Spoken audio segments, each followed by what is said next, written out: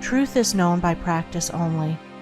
Without sincerity there can be no knowledge of truth, and true speech is the beginning of all sincerity. Truth in all its native beauty and original simplicity consists in abandoning and not doing all those things which are untrue, and embracing and doing all those things which are true. True speech is therefore one of the elementary beginnings in the life of truth. Falsehood, and all forms of deception, slander, and all forms of evil speaking, these must be totally abandoned and abolished before the mind can receive even a small degree of spiritual enlightenment. The liar and slanderer is lost in darkness.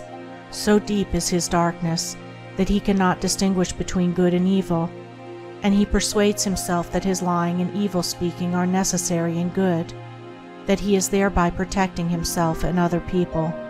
Let the would-be student of higher things look to himself and beware of self-delusion. If he is given to uttering words that deceive, or to speaking evil of others, if he speaks in insincerity, envy, or malice, then he has not yet begun to study higher things. He may be studying metaphysics, or miracles, or psychic phenomena, or astral wonders. He may be studying how to commune with invisible beings, to travel invisibly during sleep, or to produce curious phenomena. He may even study spirituality theoretically and as a mere book study. But if he is a deceiver and a backbiter, the higher life is hidden from him.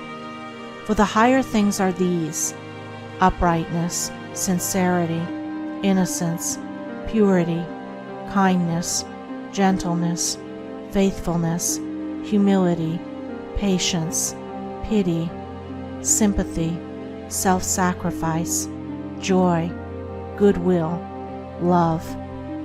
And he who would study them, know them, and make them his own, must practice them. There is no other way. Lying and evil speaking belong to the lowest forms of spiritual ignorance, and there can be no such thing as spiritual enlightenment while they are practiced. Their parents are selfishness and hatred. Slander is akin to lying, but it is even more subtle, as it is frequently associated with indignation, and by assuming more successfully the appearance of truth, it ensnares many who would not tell a deliberate falsehood. For there are two sides to slander. There is the making of repeating of it, and there is the listening to it and acting upon it. The slanderer would be powerless without a listener. Evil words require an ear that is receptive to evil in which they may fall, before they can flourish. Therefore, he who listens to a slanderer, who believes it, and allows himself to be influenced against the person whose character and reputation are defamed, is in the same position as the one who framed or repeated the evil report. The evil speaker is a positive slanderer. The evil listener is a passive slanderer. The two are cooperators in the propagation of evil. Slander is a common vice and a dark and deadly one. An evil report begins in ignorance and pursues its blind way in darkness. It generally takes its rise in a misunderstanding. Someone feels that he or she has been badly treated, and filled with indignation and resentment, unburdens himself to his friends and others in vehement language, exaggerating the enormity of the supposed offense on account of the feeling of injury by which he is possessed. He is listened to and sympathized with. The listeners, without hearing the other person's version of what has taken place, and on no other proof than the violent words of an angry man or woman, become cold in their attitude towards the one spoken against, and repeat to others what they have been told, and as such repetition is always more or less inaccurate, a distorted and altogether untrue report is soon passing from mouth to mouth. It is because slander is such a common vice that it can work the suffering and injury that it does. It is because so many, not deliberate wrongdoers, and unconscious of the nature of the evil into which they so easily fall, are ready to allow themselves to be influenced against one whom they have hitherto regarded as honorable, that an evil report can do its deadly work. Yet its work is only amongst those who have not altogether acquired the virtue of true speech, the cause of which is a truth-loving mind. When one who has not entirely freed himself from repeating or believing an evil report about another hears of an evil report about himself, his mind becomes aflame in burning resentment, his sleep is broken, and his peace of mind is destroyed.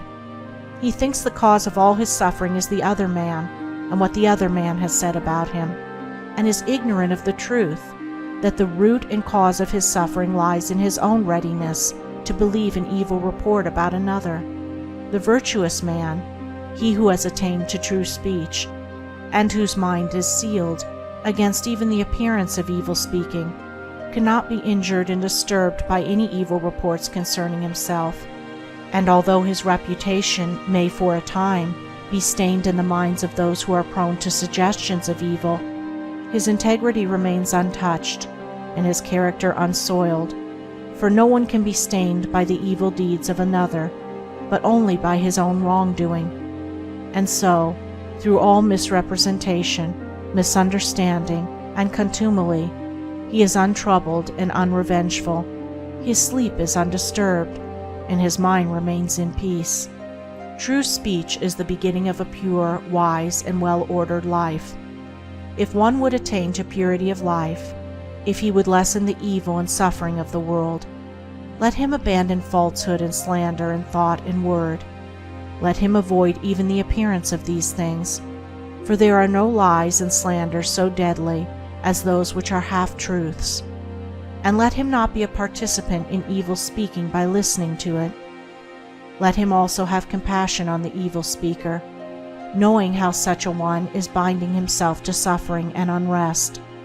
For no liar can know the bliss of truth, no slanderer can enter into the kingdom of peace. By the words which he utters is a man's spiritual condition declared. By these also is he finally and infallibly adjudged. For as the divine Master of the Christian world has declared, "By thy words shalt thou be justified, and by thy words shalt thou be condemned."